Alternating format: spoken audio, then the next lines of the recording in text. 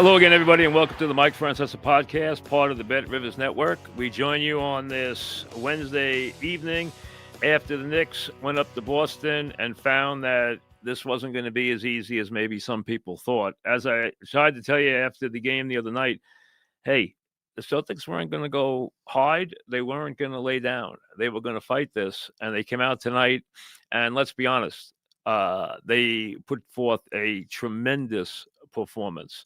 They got some really terrific performances, especially the surprise performance.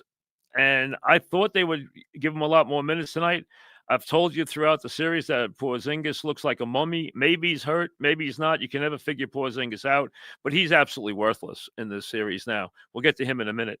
But this was the night that Cornette transformed himself into a mini Bill Walton as he put on an absolute show.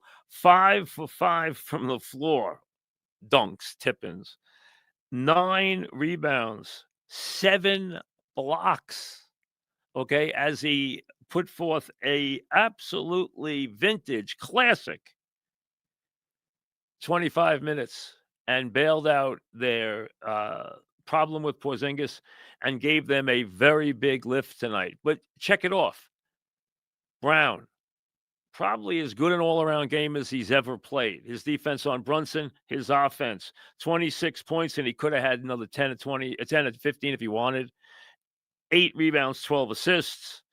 A virtuoso performance for Brown, and an incredible performance by White, who has become a thorn in the Knicks' side as he went 9 of 16 from the floor, 7 of 13 from 3, and set a tone early with those 4 bombs.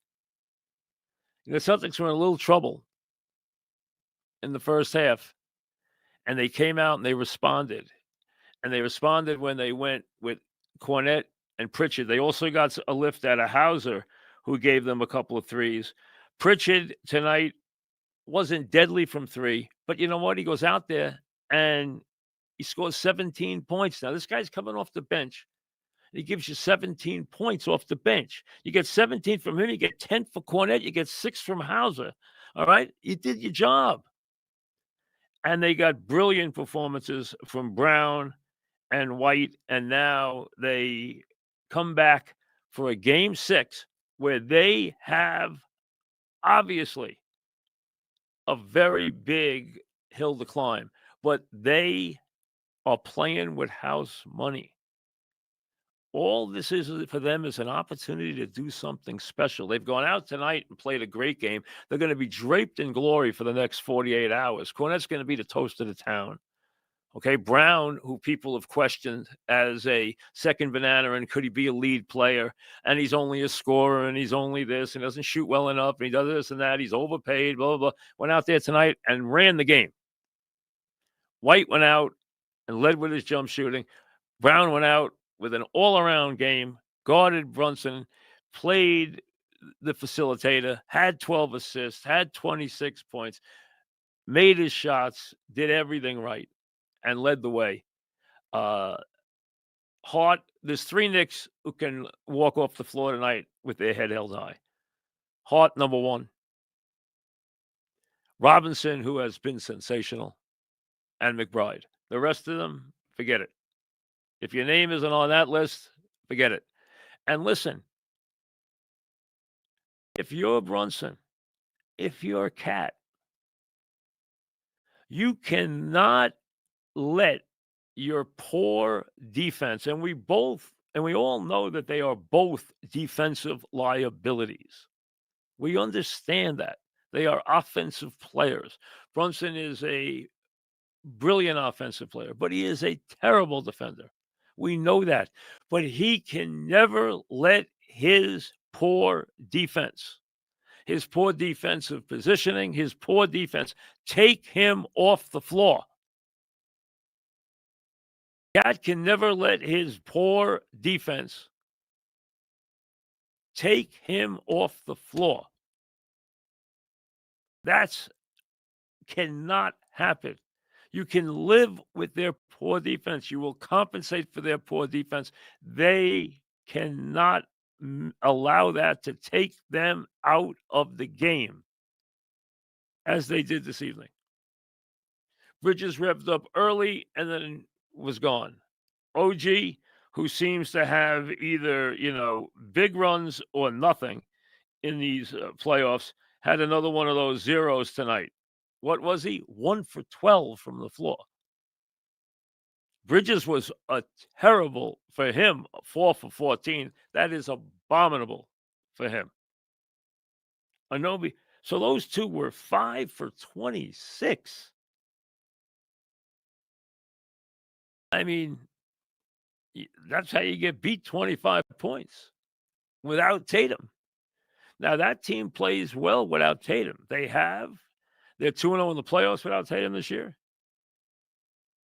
They're 9-2 or 10-2 without him this year.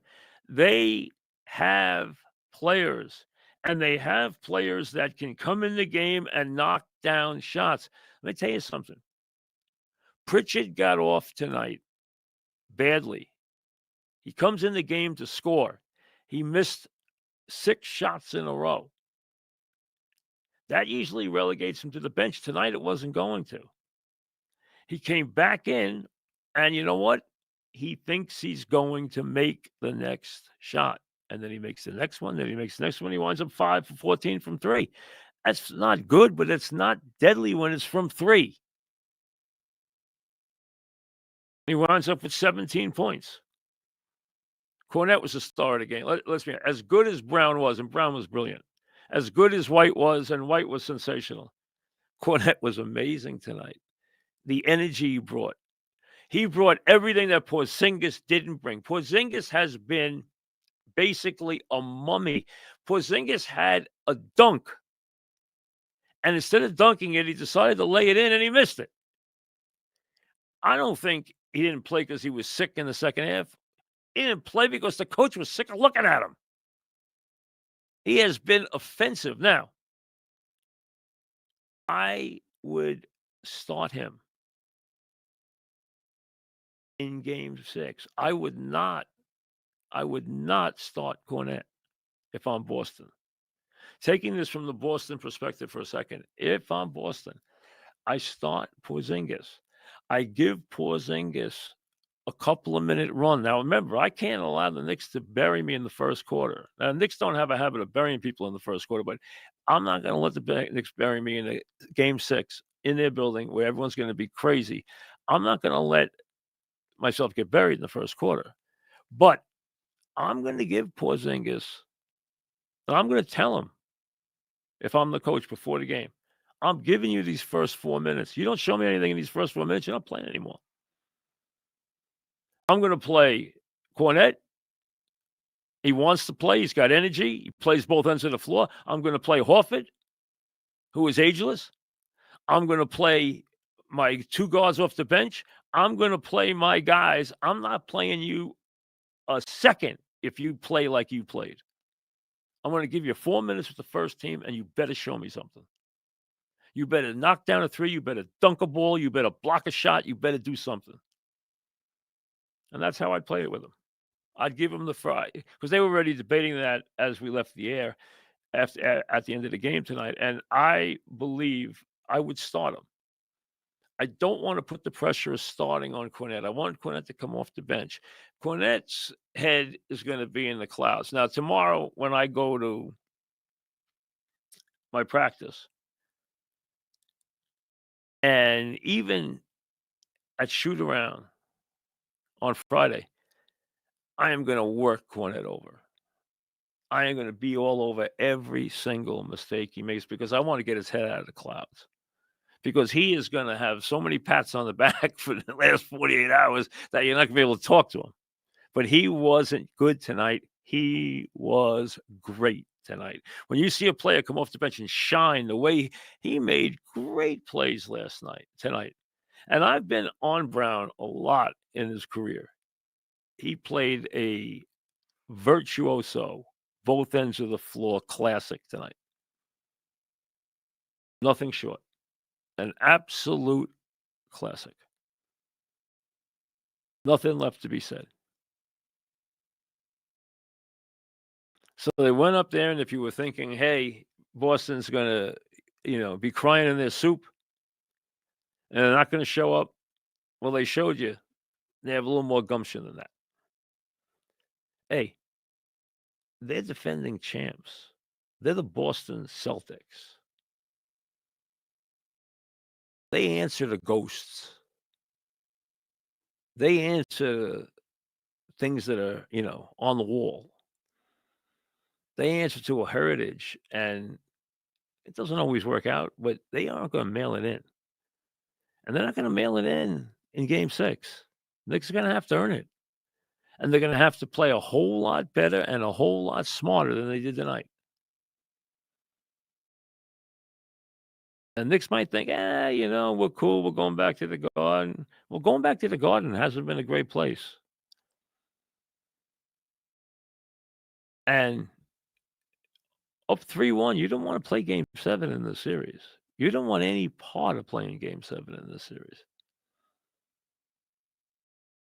Now, so the Knicks still win the series? Absolutely. Hey, the Knicks have to win this series.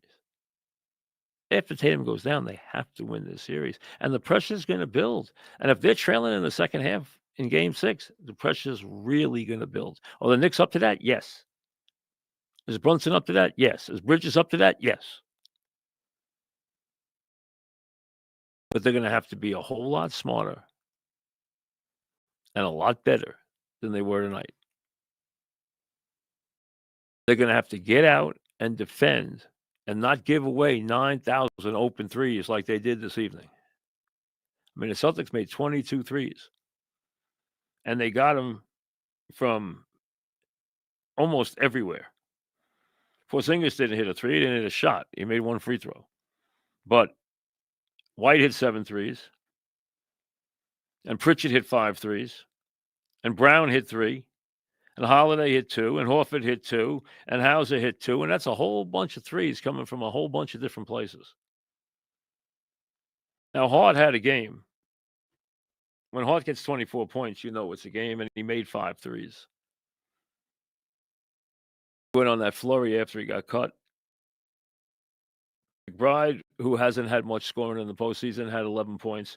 And Robinson, with 8 points and 13 rebounds and all his defense and everything. And we'll circle it because kudos. 6 for 6 from the foul line. If I'm Boston, I'm dropping that right now. I'm done with that. The 6 for 6 would stop me from playing with that anymore. If he had made 4 out of 6, 6 out of 6, I'm not getting involved again. I'm done with that. They don't want to see him out there. They're trying to chase him to the bench is what they're trying to do. That's why they do it. They're trying to chase him to the bench. They don't want him out there. He's a pain in the neck. He's a pain in the neck with his offensive rebound. He gets 13 rebounds in 23 minutes.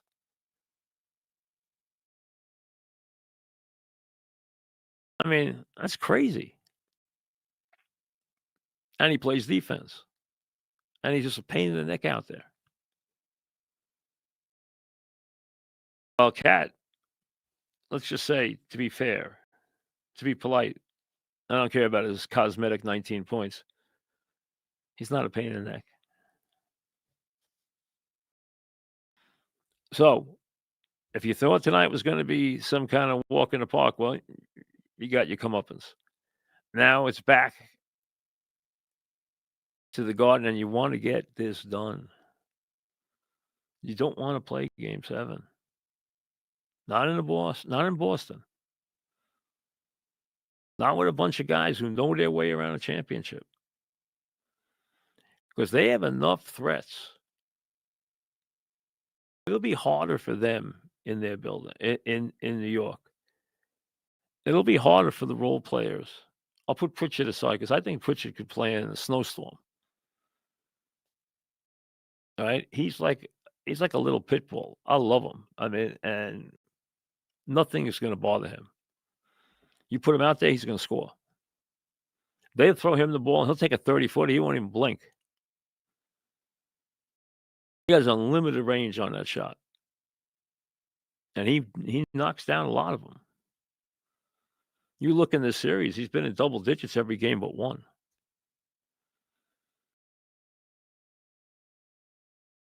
And they did it tonight, and they got 0 from Porzingis. If you told people they're going home, they don't have Tatum, and Porzingis is gonna be a complete no-show, they would have thought, "Hey, Knicks are going to the conference finals."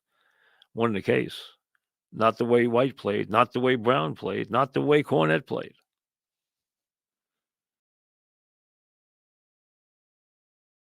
Surprised? Not at all.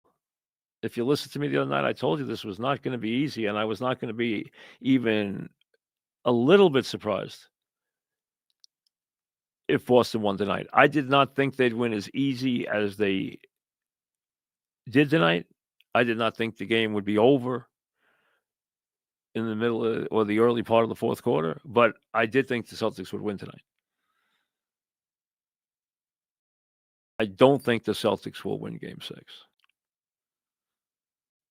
But I'm gonna be honest, there's a lot of pressure building on this Knicks team because of where they are in this series, up 3-1. And then you go and lose game 5. And they're playing with house money. And you say, "Oh, no, they're not." Yes, they are. They're all NBA players not on the floor. You're not supposed to win without your best player in the playoffs. One of 2 seeds playing a 3 seed. And there'll be a lot of pressure on the Knicks. Now, I think the Knicks are built for it. I really do. I think they have players who will respond in big spots. I have an incredible amount of confidence in Brunson and Bridges in these spots. And I know Hart will play hard. He was great tonight, but, his scoring comes and goes, as we know. His effort never comes and goes. His scoring comes and goes. This was a bad effort.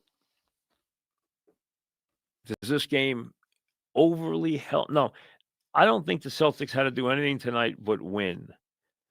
The only thing they got out of this game that they feel better about is they feel now that they can put Cornette on the floor for multiple, meaning Cornette had not seen 20 minutes. He hadn't seen 20 minutes but one time in the playoffs. His average night in this series, he played 7 minutes, he played 9 minutes, he played 17 minutes. Tonight he played 25 minutes. And he had a game that he'll think about forever. Like I said, he turned into Bill Walton for a couple of minutes.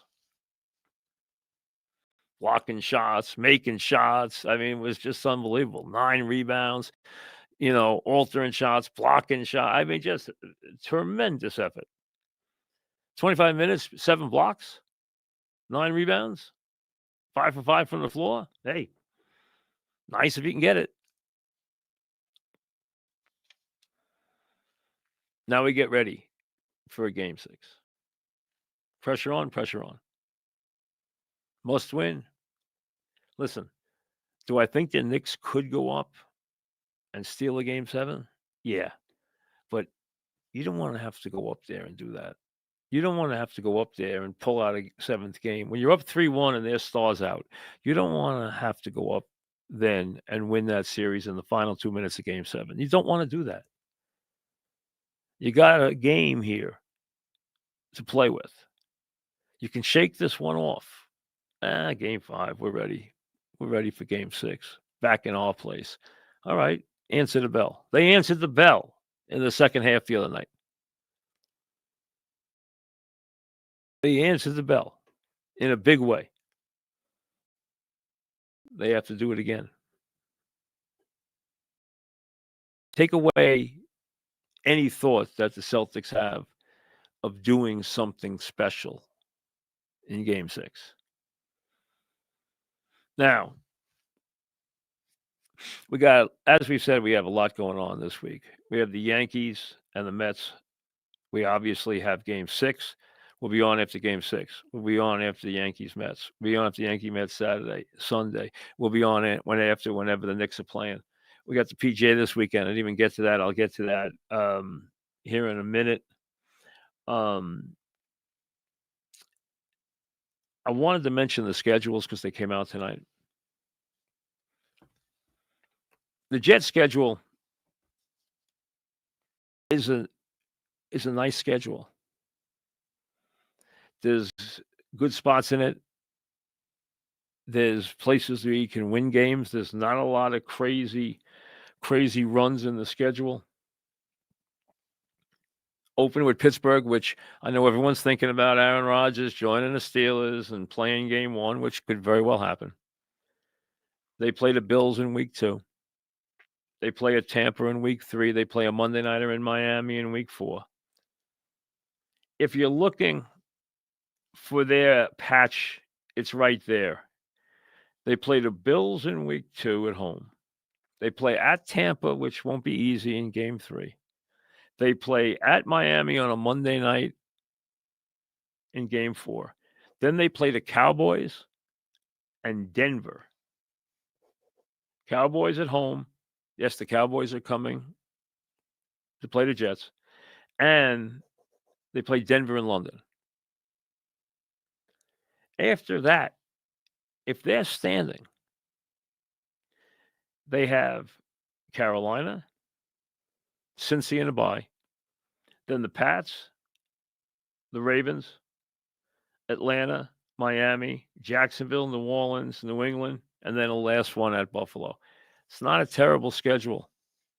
It's got that patch, especially that Buffalo, then 2 on the road, then Cowboys and Denver to get through.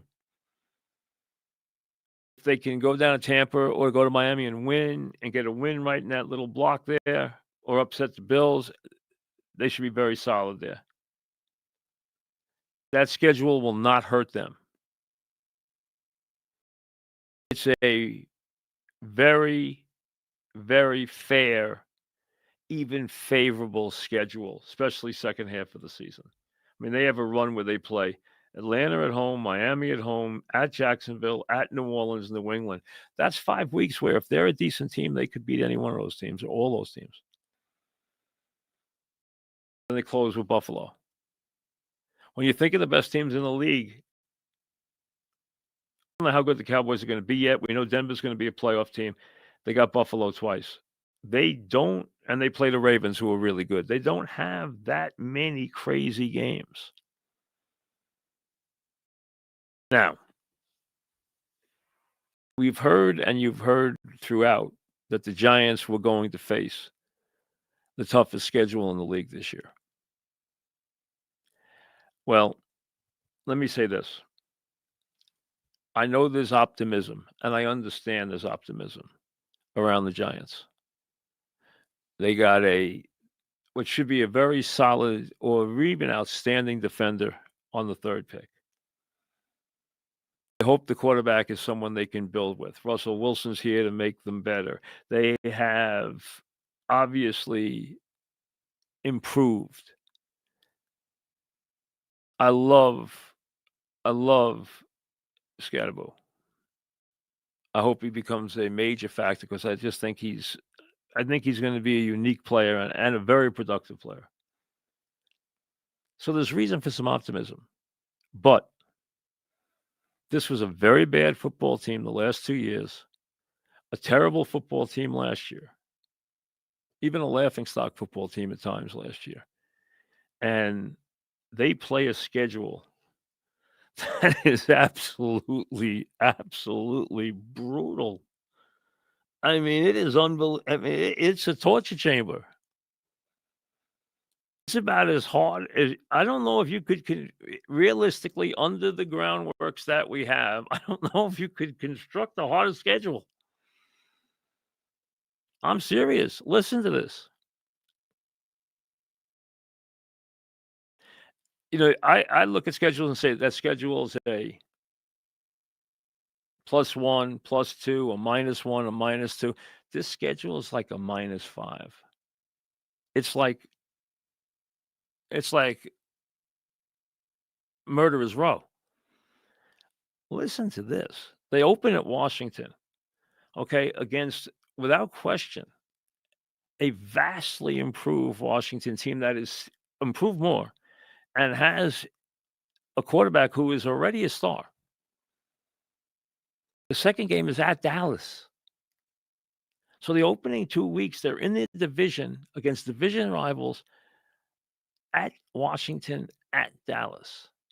So they come home for the opener, okay? Did they get a win in either of the first 2 games? They could play pretty well and still lose both those games. We all know that. They're going to be big underdogs in both those games. What did they get? Kansas City. Yeah, Sunday night, home opener for the Giants. They get the Chiefs in week 3. That'll be fun. A September night in New Jersey, 75, 80 degrees on a late summer evening, and Mahomes is picking you apart. So you come off that, you're licking your wounds. Where you going? Play the Chargers. So you've opened now. You got at Washington, at Dallas, then Kansas City and San Diego. Then you go to New Orleans. Okay, breather. Thank goodness for a breather. Probably one of the weaker teams. Not an easy place to play. Don't know what's going to be going on with their team, with their quarterback or anything else. But you come off that. So you faced Washington. You faced Dallas on the road. You faced KC and you faced the Chargers. Now you go back on the road and you get the Saints. Come home on a Thursday night. There are the Eagles. Hey, great. That's a nice way to spend a Thursday night. Where you going off that? At Denver. Wait, you're coming off the Denver game at Philly. So you have gone through the first 5 weeks and you played at Washington, at Dallas, you played Kansas City, you played the Chargers, you played at New Orleans for your one respite, and then you have at Saints, Eagles. You have the Saints, then you have Eagles home, at Denver, at Philly. You kidding me? So you got Washington, which is a playoff team, Dallas, which is a playoff team, Kansas City, which is always a one or two, first or second Super Bowl favorite, and was in the Super Bowl last year. You have the Chargers, who have Harbaugh and are improved in their second year after going to the playoffs in their first year. Then you have the world champs. Then Denver, which is thinking they can get to a Super Bowl this year, although I think they might be a little ambitious, but they're a playoff team. And then back to Philly. The Giants have the possibility in the first 1, 2, 3, 4, 5, 6, 7, 8 games of the season. They have the remote possibility of being favored once. And it's not a given. If the Saints show any life, the Giants will be underdog that game. So there's a good chance the Giants will be underdog in all 8 of their first games and decided underdogs in most of those games. Then, all right, let's play a home game. Hey, San Francisco's coming. Always a pushover. After that, at Chicago. Now, we don't know what the Bears are going to be here. New coach, new system. But Giants going to be able to do it again. They come off that, they get to come home. Who do they get? Green Bay. Right? Another playoff team. Come off Green Bay. Hey, road trip. Detroit. Oh, great. They're only going to hang a 45 on you. They hang a 45 on everybody in Detroit. And then a Monday nighter at New England. where they're going to meet somebody who, unless the Pats have improved radically, have they built that offensive line? Have they improved that defense? Have they improved their wide receivers? Has their young quarterback started to move forward? We'll see. But they're in the same boat as the Giants. I'll give you that. So far, I've seen two spots that are kind of pick 'em contests. The Saints and the Pats. The Giants get a bye. The Giants might need a month off at that point. Come off that, what do they get? Washington again. What about after that? Minnesota. We haven't heard from them yet. And then they go to Vegas, where again they meet somebody of their own ilk, and they finish up against the Cowboys, who, if they're having one of their playoff seasons, will make sure they have bought all the tickets to your stadium to finish the season as you go into oblivion. The Giants could play 40% better this year in every aspect of the game. They could improve their performance by 40% and win 5 games. This schedule is so hard with so few safe havens.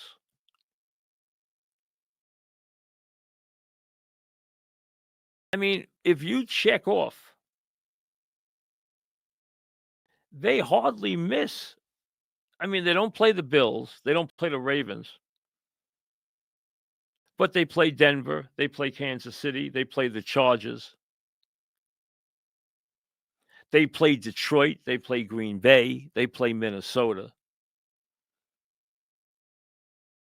I mean, and then they have 3 teams in their division, which all have serious. One's a defending Super Bowl champion.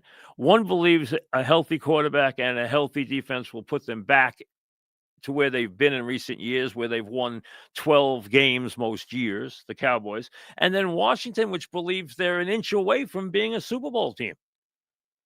Those are your 3 other division opponents. You play them 6 times and sprinkle in the Chiefs and the Chargers and the Broncos and the Niners and the Packers and the Lions. Are you kidding me? I mean, good luck. Good luck. If he wins 8 games, give him the coach of the year right now with this team. If he went 8-9, give him coach of the year. This schedule is insane. I mean, it couldn't be harder.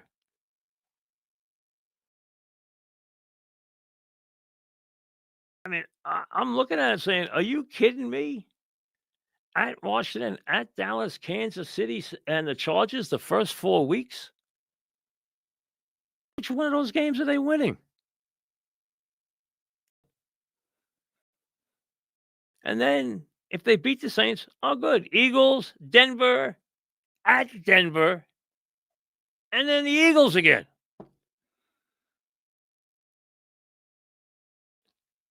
If you're the biggest Giant fan in the world, how many games can you have them winning in the first 8?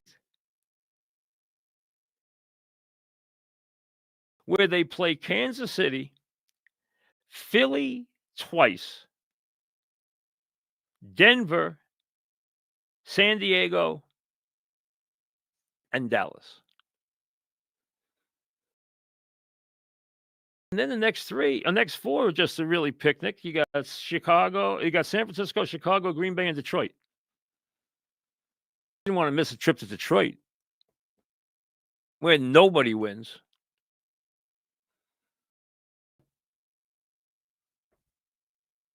Wow. Good luck. Because that schedule is just, I mean, let's be honest. I can't think of a team that I can remember facing a tougher string of games than that. The It's brutal.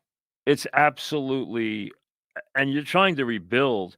You're trying to get on your feet. You're trying to do something. Um,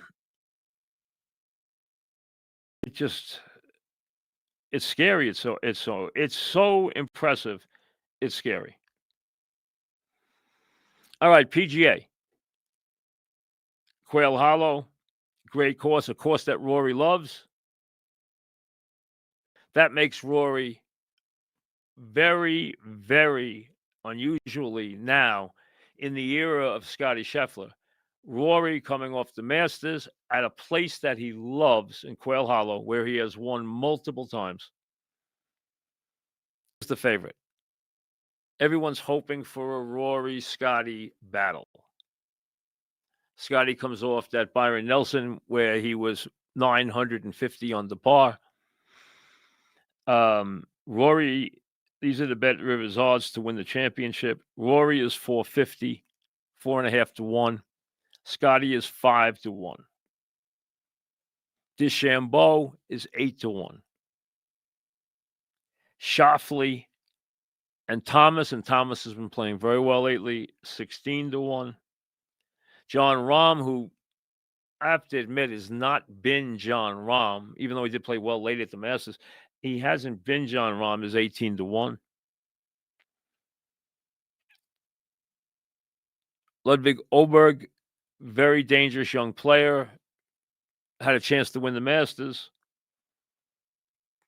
Maybe the next superstar is 25 to 1. Colin Morikawa is 25 to 1. Patrick Cantley is 33 to 1. Tommy Fleetwood, who's never won in America, so you're not betting on him, is 33 to 1. And then you take it from there. Shane Lowry, who's a dangerous player, is 40 to 1. Victor Hovland, who's a dangerous player, is 50 to 1. Brooks Koepka, the old Brooks Koepka, who you would like in these kind of tournaments, is 55 to 1. Jordan Spieth, looking for the Grand Slam, is 55 to 1. I wouldn't count on it. Sepp Straka, who's a good player, is 55 to 1. Patrick Reed's been playing good golf, usually plays well in the majors, is 66 to 1. Take it from there. So everyone's looking for a Rory Scheffler showdown. Rory loves the course. He's won here a lot. He's got a lot of people feel he's going to play relaxed golf now that he won the Masters. He had his victory. He waited 11 years to get another major. He waited 11 years to complete the Grand Slam. He finally did it. He has peace. He has serenity. Does that make him a better player, a freer player? Let's see. But it should be interesting. So back to the Knicks as they get ready for a game 6. They got whooped and whooped good at Boston this evening. Back to work. Back to work. Lick your wounds. Back to work. Flush it and get on to the next game. But the pressure builds, and it builds markedly on the Knicks. They got work to do in game 6. We'll see you later.